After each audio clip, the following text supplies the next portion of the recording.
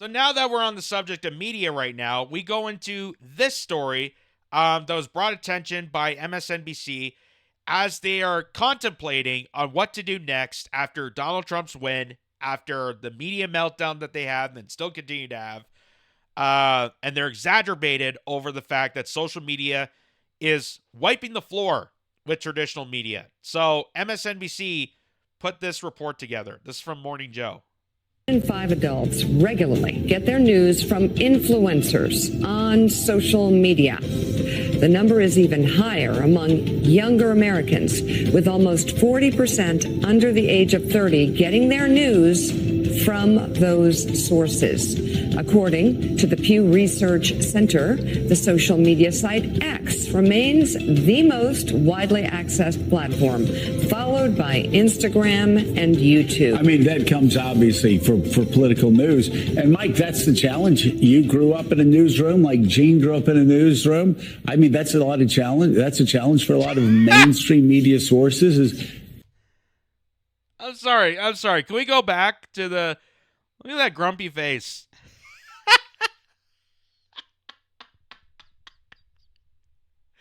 They look like two Muppets.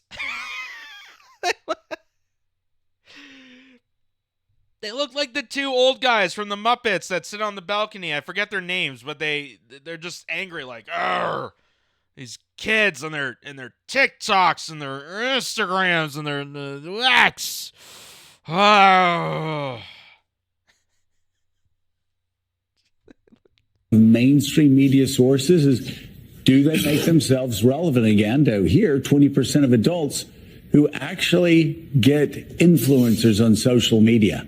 I don't know maybe somebody who makes baskets, and while they're making baskets, they look up and say, vote for candidate X. I don't know how we make ourselves relevant again, because we can't compete with 20-second snippets on an iPhone, walking up the street, morsels, getting your entire news digest of the day in less than a minute on your phone as you're walking under the crowd with coffee in one hand and your phone in the other. I don't know how we catch up to that. Yeah, so Gene Robinson, do you agree with Mike? Because I find this hard to believe, that younger voters would be more interested in getting an entertaining 20-second news snippet than watching a cable news show for 4 hours from 6 a.m. to 10 a.m. This seems like an easy choice to us here. What is wrong with these people? Exactly. Yeah. I mean, look, if I knew the answer, I would implement it immediately, right? And reverse this. But we have to compete. I mean, the answer is we don't know how to compete with these social media basket making influencers or whatever, but we have to, and so we've got to figure out ways to do it, and maybe we make our own 20-second snippets, and we meet viewers where they are, we meet news consumers where they are, because they're not here, and that's the problem. I love how they use the example of basket makers with 20-second clips as their primal competitor. Well, we can't compete with these 20-second TikTok clips of people making baskets. From the peanut gallery with their, big giant frown. I mean, they don't even recognize their true competition, where it's not the 20-second clips that is really beating them. But if you look at long podcast forms, if you look like, for example, Joe Rogan, who has the most popular podcast service in the world, not just in America, in the world, is dominating the spectrum, dominating the media culture within the world.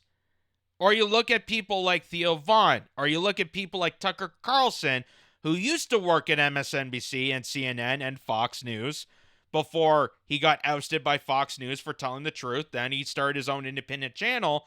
And because he's gone independent, because he's able to have coherent, nuanced conversations, which people are desperate for, they're desperate for authenticity, they're desperate for actual conversation and not just, verbatim talking points directed from the CIA and the White House, which is what MSNBC has been doing throughout this whole time.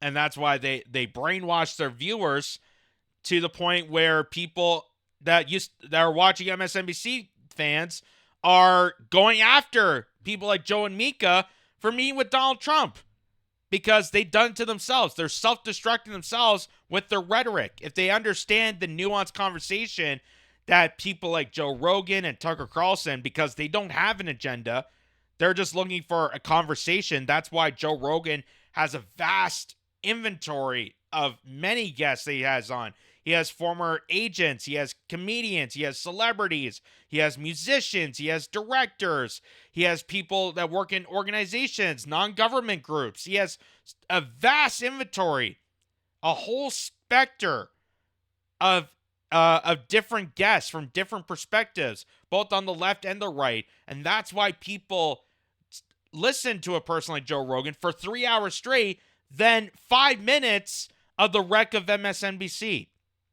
So it's not the 20-second basket maving, influencers that are causing this dilemma. It's really the podcast industry.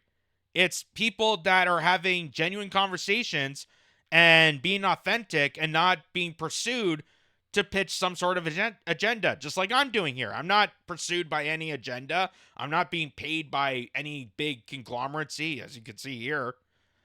That I'm just able to be an honest person, just like Joe Rogan, just like Tucker Carlson, able to engage in a thoughtful conversation. So this is stifling a lot of MSNBC to the point that now, this is coming from Variety, Comcast plans a massive cable spinoff separating USA, MSNBC, and more from NBC and theme parks. Oh, I guess that's Universal. I guess that's what they mean by theme parks. After spending billions to snare control the massive media portfolio known as NBC Universal, parent company Comcast now plans to break it up. The Philadelphia media giant will move forward with an effort to spin off the bulk of its cable assets, which include MSNBC, CNBC, Universal Kids, USA, E!, Oxygen, and Sci-Fi, according to a person familiar with the matter. Only Bravo, viewed as an important feeder of programming to the Peacock streaming service, which will stay with the NBC TV business. Isn't that the one with all the friggin' housewives? Of course they would keep that.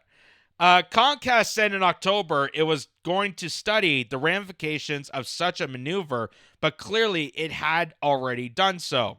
The new NBC will consist of its broadcast operations, NBC News, NBC Sports, Peacock, and the company's theme parks. A formal announcement could come as soon as Wednesday, this person said. Confirmation of the spinoff was reported previously by the Wall Street Journal. Comcast did not decline to make any Comcast declined to make any executives available for comment. So here's what Post Millennial said about this. Amid dropping ratings at MSNBC, the broadcast outlet has reportedly had to cut off left-wing host Rachel Maddow her pay from $30 million to $25 million a year. So Rachel Maddow, who's the top anchor at MSNBC, has to downgrade from $30 million to $25 million. My God, they are starving her. What is she going to do now? $25 million a year. I'm no mathematician, but I think that's just under $500,000 an episode. Because she only does once a week. She's down to once a week now. I think she only does like Mondays. So once a week, 1 hour, just under $500,000. And she's doing $25 million a year. You think with that much money, she would update her wardrobe. But anyway, this comes after Morning Joe hosts Joe Scarborough, Mika Brzezinski went down to meeting with President-elect Donald Trump in Mar-a-Lago, and Comcast is looking to spin off the asset. On Thursday, it was reported that MSNBC's ratings for Morning Joe have dropped like a rock since the Mar-a-Lago meetup. The drop is worse among these 25 to 54-year-olds, with a drop of 41% per the Daily Mail. Pay cuts to talent at the network, including the large cut to Maddow, appear to be preparations for what happens next. CNN, as well, has been cutting down on the salaries of its top talent. Maddow regularly draws more people to MSNBC than any other host, likely the reason for an enormous salary. Keeping her on the air for at least one night a week is reportedly non-negotiable for the spinoff of MSNBC, as Comcast is looking to spin off the asset into a differently publicly traded company. So they are in scrambles because of their own kind of mistakes. Because they're stating, even with the Mar-a-Lago excuse, they're saying that because Joe and Mika went down to talk with Donald Trump and everyone got angry about it, that's why they lost money. Think about the fact that you have manipulated people throughout all this time. You built up this controversy. You built up an audience that's engaged in your propaganda of saying that Donald Trump is Hitler and he's comparable to a foregone Nazi and he's a white supremacist and anyone that supports him is a demonic presence to the country.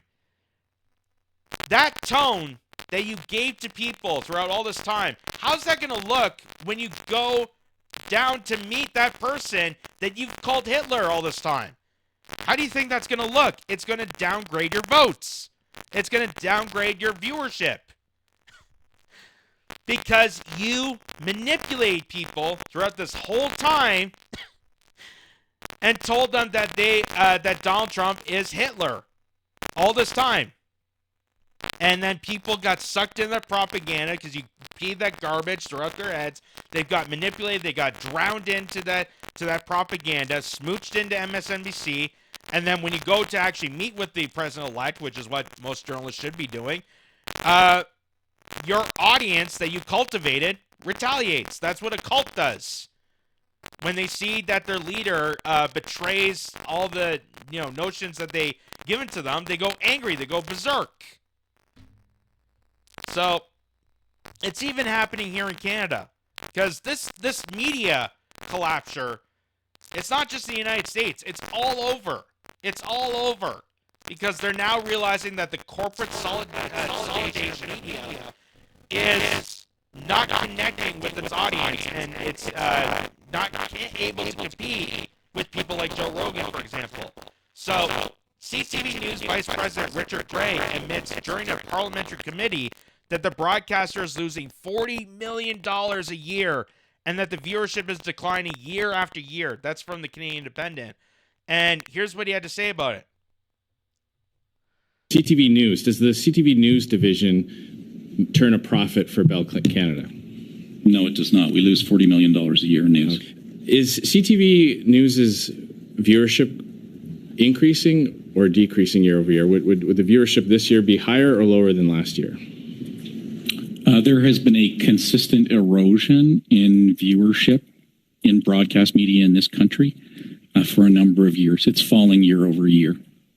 I wonder why, when you get caught putting things on the air that you then have to admit never actually happened. I can understand why viewership as well as trust would erode. I just want. I can give you a couple of specific. Sorry, I only have about a minute left, so I just want. $40 million a year that CTV is losing. CTV News in particular is losing. And that is a huge, big blow to the broadcast giant. Bell Media is a huge conglomerate here in Canada, folks. It's pretty much the equivalent to Comcast. So having such a huge loss in that media sphere, and the fact that the vice president even said that there's an entire erosion of broadcast companies like CTV, like the CBC, which here's even this tweet that came out from Mike Campbell. Former CBC executive says that the cuts made by the broadcaster, despite receiving massive increases in funding since 2015, is in part related to intergenerational trauma. So what they're suggesting is that even with all this money, even with the bailouts that the government gave them, the subsidies that were supposed to save the broadcast giants, and then the CEOs came by and took that all and jet set it off to places like Paris. That's what Catherine Taint did. That's actually her name. It's losing touch with younger audiences because younger audiences, they know that they're not connecting with this crowd. They know that they're not connecting with an audience that spews out the most misinformation and how it's easily accessible for younger generations for people to fact check these people. Because you can go on your phone, you can look at X, you can look at applications, you can go online and you can fact check for yourself. You can do your own research, which used to be reading until around 2020 when that went out the window. And younger generations aren't sticking around to traditional broadcasts because they can easily point out the flaws. They can easily point out the flaws that the CBC, CTV, Global, City News, all these big broadcasting giants, even in the States, are posing to their dying off audience. Because right now the average viewer of MSNBC is like, what, 72 or something? Last I've seen.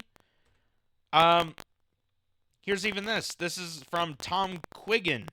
He says CBC cannot figure out why their viewership rates have dropped through the floor. Maybe they're focused on the 3% of the population at the expense of 97% of the population is not a good idea. That's exactly the point. Is that their news, and to put it in perspective, the CBC was once a reputable broadcaster. It was once a go-to for quality journalism. But that has gone over the years, completely demising itself because the CBC that went from Canada's public broadcaster, which I'm now using it lightly, consolidate with big corporations, consolidate with big pharma, consolidate with the military-industrial complex, consolidate with propagandists within the Trudeau camp, and just sold themselves out to perpetrate propaganda. And how you get from, the CBC, they used to combat a lot of this propaganda. They used to bring up issues. They were the ones that informed Americans about the lies of the Gulf War. The CBC was the one that came out and said, hey, that lady that was crying, the daughter of the diplomat, yeah, it turns out she was faking it. That's what the CBC pointed out. They went from that to just spewing the garbage that NBC was reporting. Because they don't have bureaus anymore in America to combat that, to actually analyze for themselves. Now they just repeat that garbage. So it's happening across the board. It's happening to the CBC. It's happening to CTV. It's happening to NBC. It's happening to CBS. It's happening to all the big broadcasters.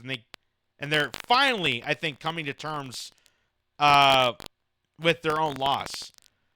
So this is back from 2020.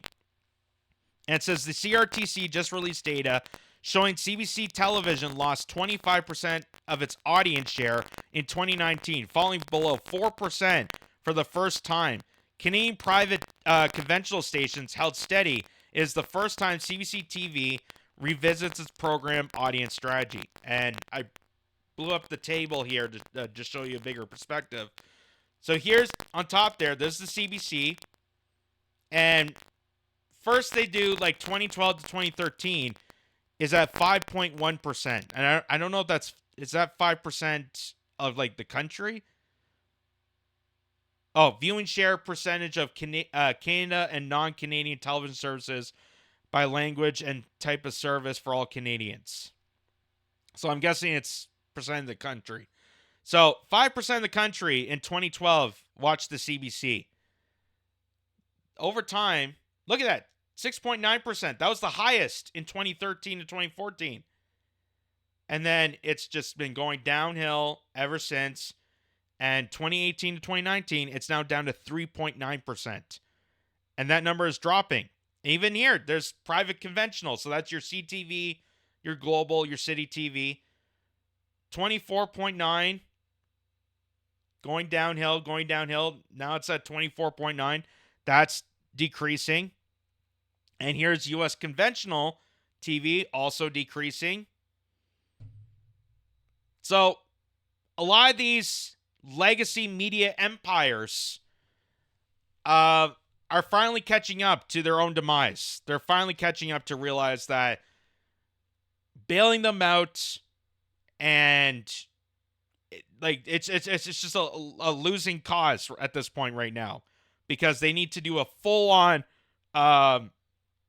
just an absolute acknowledgement to realize that they're losing money, realize that they're losing connection to their audience, and they're really going to have to smarten up and shape up if they're going to be stabilized enough to compete with, Joe Rogan and Tucker Carlson and all these podcast networks that are, really kicking them down to the curb.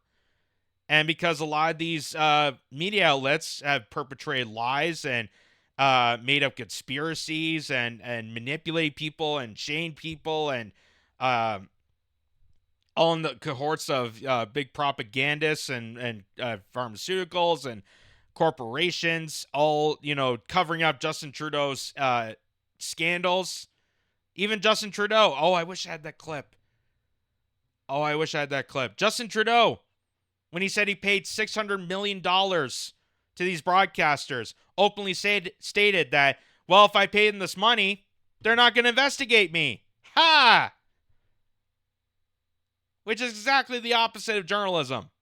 Now you're just paying stenographers to do the dirty work, which is exactly what the states are doing.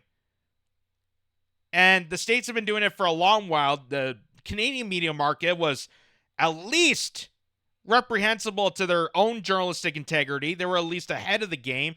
But now they've gone to the point that they're exactly, or even far worse, than some American outlets.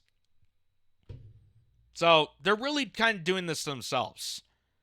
And I think really we need to look at this hard. The people, the CEOs, the executives of these broadcasting giants need to look hard in the mirror, find out what they went wrong, listen to the general public, listen to the cries of why people are just absolutely distrusted with the media, and contemplate how to move forward with this. Because right now, Comcast is selling off its assets. Bell Media, I think, it's shutting down a couple of its stations. And, Global, which is Chorus Entertainment, they're almost at the verge of bankruptcy. So they really need to shape up. They need to smart up. They need to shape up before, they lose touch with all their audience. Because that number is just going to keep decreasing. The more they just go with the regular flow and pretend that their propaganda is going to stick with people, when easily people can fact check themselves on their phones and see the lies up close. It's not like the 1950s where they showed the news and that was it. They want it to be like that. That's why they're censoring a lot of these websites and censoring podcasts, but that's not the case. And that's the big competition of all this.